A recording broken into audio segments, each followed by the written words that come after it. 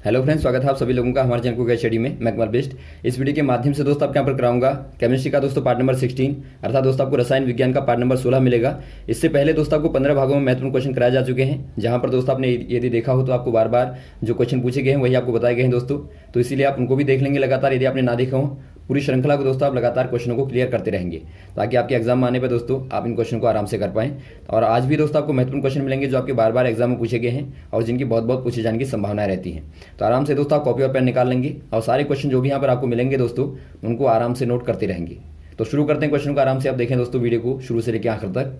देखिए पहला क्वेश्चन क्या दिखता है दोस्तों आपको, हाइड्रोजन बम किस सिद्धांत पर कार्य करता है। अर्थात दोस्तों आपको बताना है hydrogen bomb is based on the principle of.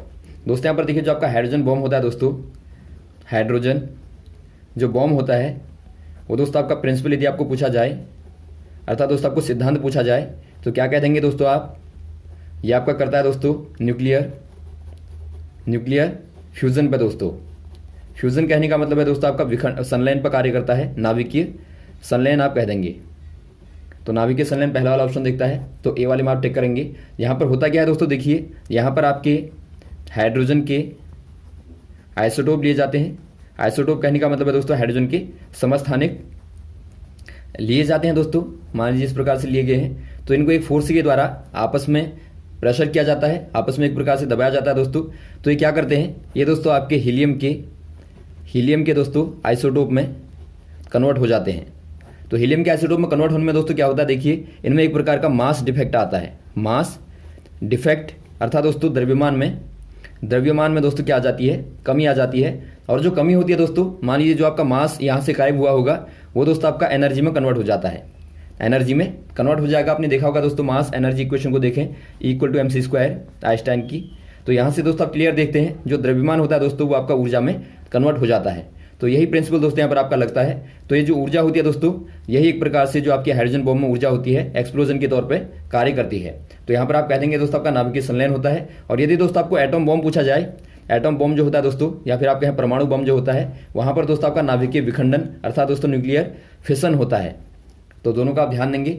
अगला क्वेश्चन देखिए दोस्तों, अगला क्वेश्चन क्या कहता है आपका, पृथ्वी के धरातल पर सर्वाधिक मात्रा में होने वाली धातु आपको बताना है। अर्थात दोस्तों आपको पूछा गया है most abundant metal in earth crust.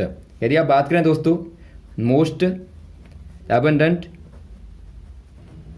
Element in universe, तो ये दोस्तों आपके यहाँ पर होता है हाइड्रोजन दोस्तों आपका सर्वाधिक जो ब्रह्मांड में होता है दोस्तों। यूनिवर्स कहने का मतलब है ब्रह्मांड में जो होता है, ब्रह्मांड में दोस्तों आपका सर्वाधिक जो एलिमेंट होता है दोस्तों, जो आपका तत्व होता है वो हाइड्रोजन होता है। उसके बाद में दोस्तों आपका हीलियम होता है। तो आप दोनों को याद रखेंगे। और यदि दोस्तों आपका पूछा जाए मोस्ट एबंडेंट मेटल, तो यहां पर आपको ध्यान देना। देखिए आपको मेटल कहा गया है, मेटल कहने का मतलब आपको धातु पूछा गया है। यदि आप अर्थ क्रस्ट की बात करें दोस्तों, अर्थ क्रस्ट पर आपको देखना है, अर्थात दोस्तों आपको धरती की पृथ्वी की सतह पर देखना है। तो यहां पर देखिए दोस्तों आपके मेनली होता है O2 अर्थात दोस्तों ऑक्सीजन होता है दोस्तों। उसके बाद आपका होता है Si अर्थात सिलिकॉन होता है। उसके बाद दोस्तों आपका यहाँ पर होता है एल्यूमिनियम होता है दोस्तों। अब यहाँ पर यदि आप देखें दोस्तों O2 क्या होता है दोस्तों, ये आपका नॉन मेटल होता है अर्थात अधातु होता है। और Si को देखें दोस्तों, ये आपका एक प्रकार से सेमीकंडक्टर होता है, या फिर आप कहें दोस्तों मेटलॉइड होता है, अर्थात दोस्तों एक प्रकार से उपधातु होता है। और यदि आप देखें दोस्तों एल्यूमिनियम को, तो ये आपका मेटल होता है। तो यहाँ पर आपको जो पूछा गया है वो आपको मेटल पूछा गया है। तो मेटल में दोस्तों आप एल्यूमिनियम में टिक कर देंगे, ऑप्शन नंबर आप डी वाले में टिक करेंगे। यदि दोस्तों आपको एलिमेंट यहाँ पर मेटल की जगह पर एलिमेंट पूछा गया हो, एलिमेंट कहने का मतलब यदि आपको तत्व पूछा गया हो दोस्तों, तो वहाँ पर आप O2 में टिक करेंगे। आप ध्यान देंगे, यदि आपको धातु पूछा गया है तो आप यहाँ पर टिक करेंगे। तो क्वेश्चन को दोस्तों आप आराम से पढ़ेंगे, उसके बाद ही आप जवाब देंगे। तो यहाँ पर आपका जो सर्वाधिक होता है दोस्तों आपका O2 होता है, उसके बाद आपका Si होता है, उसके बाद आपका एल्यूमिनियम होता है। अगला क्वेश्चन देखिए दोस्तों, बैलून्स आर फील्ड विद, आपको बताना है गुब्बारे भरे जाते हैं। गुब्बारे में दोस्तों देखिए जो गैस भरी जाती है वो आपकी होती है हीलियम।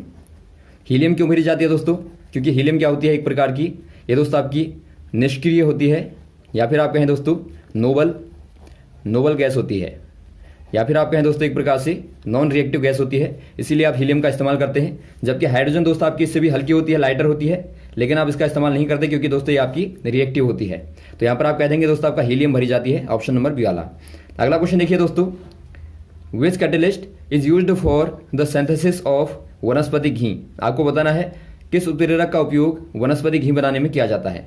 दोस्तों यहाँ पर देखिए जो आपका वनस्पति घी होता है, वनस्पति जो घी होता है दोस्तों, ये दोस्तों आपको पहले पता होना चाहिए किसके द्वारा बनाया जाता है दोस्तों। ये आपका वनस्पति ऑयल से दोस्तों बनाया जाता है, वनस्पति घी दोस्तों। इसमें बीच में आपका इस्तेमाल होता है कैटलिस्ट का दोस्तों। कैटलिस्ट के बारे में आपको बताया गया है, जो आपका H2 होता है। कैटलिस्ट क्या करता है दोस्तों, रिएक्शन को स्पीड करता है दोस्तों, उसकी स्पीड को बढ़ाता है। या फिर आप कहें दोस्तों जो आपके यहाँ पर रिएक्टेंट होते हैं दोस्तों, जो अभिकारक होते हैं, उनको अपने धरातल पर सोखता है या फिर आपका उनको एब्जॉर्ब करता है। उसके बाद उनकी दोस्तों एक्टिवेशन एनर्जी को कम करता है और बाद में वो रिएक्शन करके दोस्तों यहाँ पर प्रोडक्ट को बनाते हैं। तो यहाँ पर भी दोस्तों यही होता है। यहाँ पर जो आपका वनस्पति ऑयल है दोस्तों, उनकी रिएक्शन होती है H2 के उपस्थिति में, तो उससे दोस्तों क्या बनता है, वनस्पति घी बनता है। तो यहाँ पर आप कह देंगे दोस्तों हाइड्रोजन का इस्तेमाल यहाँ पर होता है। अगला क्वेश्चन देखिए दोस्तों, क्लोरोफॉर्म सूर्य के प्रकाश की उपस्थिति में एक जहरीली गैस बनाता है। आपको बताना है chloroform in sunlight forms a poisonous gas. दोस्तों यहाँ पर देखिए आपको बताना है जो क्लोरोफॉर्म होता है, पहले आपको मालूम होना चाहिए क्लोरोफॉर्म दोस्तों CHCl3 होता है। यदि आप इसकी रिएक्शन करें दोस्तों सनलाइट अर्थात दोस्तों आप सूर्य के प्रकाश में दोस्तों रिएक्शन करें। यहाँ पर दोस्तों आपका देखिए यदि आप खुले में रिएक्शन करेंगे तो ये दोस्तों O2 के साथ में रिएक्शन करता है और सनलाइट होगी तो ये देता है दोस्तों आपका COCl2 और प्लस आपका दोस्तों HCl आता है।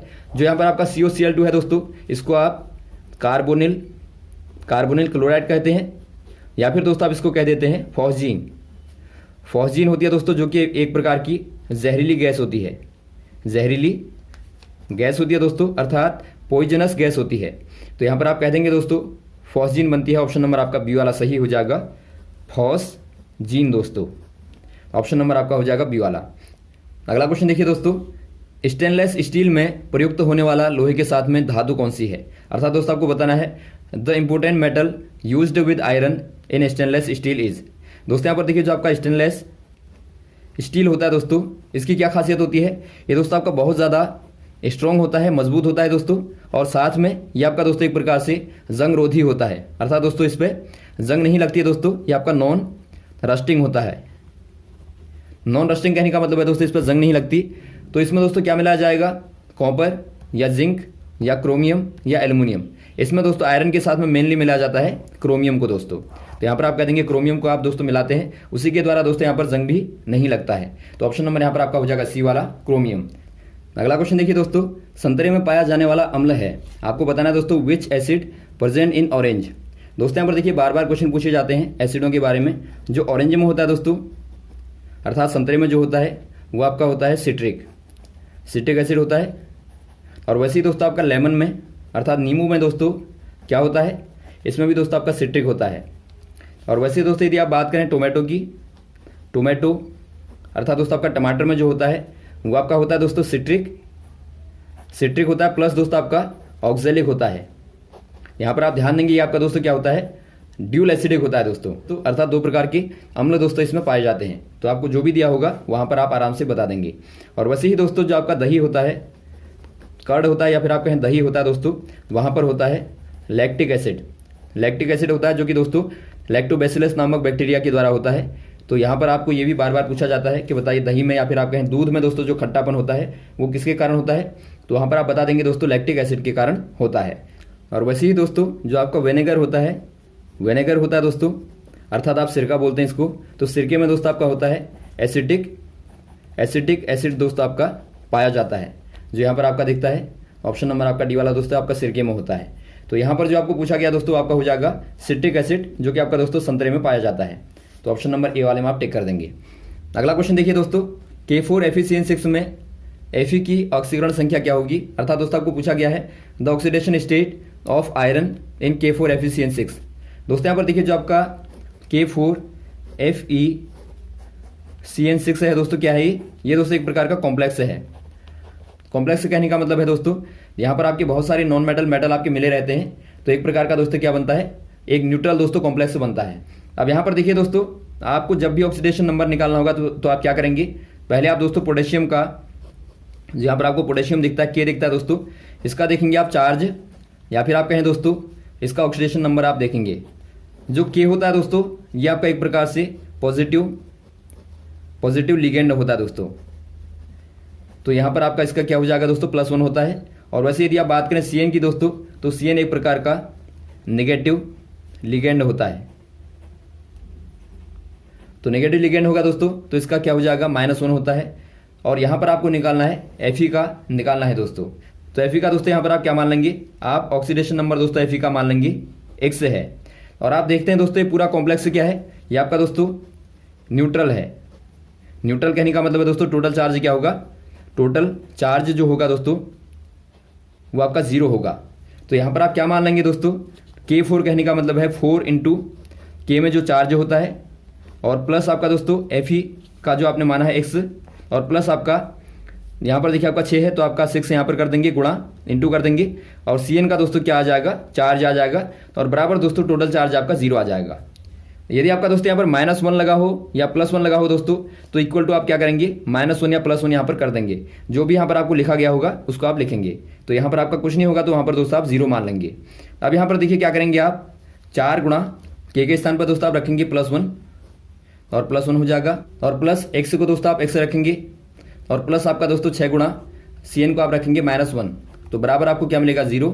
अब दोस्तों आप सॉल्व करेंगे तो आपको क्या मिलेगा, देखिए X बराबर क्या आ जाएगा, देखिए आपका यहाँ पर -6 आया, तो -6 को दोस्तों आप उस तरफ डालेंगे तो आपका -6 का दोस्तों आपका +6 हो जाएगा, और माइनस यहाँ पर दोस्तों आपका 4 क्या है, ये आपका +4 है, तो +4 को दोस्तों आप वहाँ डालेंगे तो आपका हो जाएगा -4। तो ये क्या आएगा दोस्तों, ये आपका +2 आएगा। तो X का मान दोस्तों क्या मिला, यहाँ पर आपको +2 मिला, जो कि आपने माना था Fe का ऑक्सीडेशन नंबर। तो यहाँ पर आपने देखा दोस्तों Fe का जो आयरन का दोस्तों ऑक्सीकरण संख्या हो जाएगी, वो हो जाएगी धन का 2। तो ऑप्शन नंबर आपका ए वाला सही हो जाएगा। अगला क्वेश्चन देखिए दोस्तों, आपको दिया है the following reaction is represent the purification of nickel by. आपको दोस्तों यहाँ पर देखिए जो निकल होता है, निकल का दोस्तों प्यूरिफिकेशन करने की रिएक्शन आपको यहाँ पर दी है Na+CO, और यहाँ पर आपका तापमान दिया दोस्तों आपका 320 केल्विन, और फिर यहाँ पर बनता है कॉम्प्लेक्स NiCO4, उसके बाद फिर आपका तापमान दिया है दोस्तों 420 केल्विन, उसके बाद यहाँ पर बनता है Na+CO, और यहाँ पर आप देखते हैं दोस्तों ये आपका इम्प्योर है, ये आपका प्योर निकल मिलता है। तो इस रिएक्शन का नाम आपको बताना है, ये कौन सी वाली रिएक्शन हो जाएगी।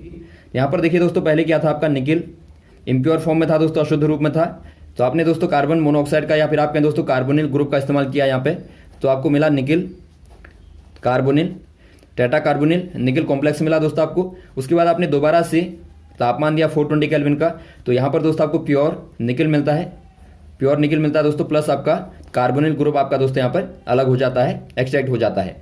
तो यहाँ पर दोस्तों आप क्या कहेंगे, इस वाली प्रोसेस को दोस्तों आप बोलते हैं मंड प्रोसेस, या फिर आप कहते हैं दोस्तों इसको कार्बोनिल प्रोसेस। तो यहाँ पर आपको मंड दिया दोस्तों, ऑप्शन नंबर आपका बी वाला सही हो जाएगा। अगला क्वेश्चन देखिए दोस्तों, निम्न में से कौन सी धातु CuSO4 से क्रिया नहीं करेगी। अर्थात दोस्तों आपको बताना है which of the following metals is not reactive with CuSO4। दोस्तों यहाँ पर देखिए आपको ध्यान देना है, जो आपकी मेटल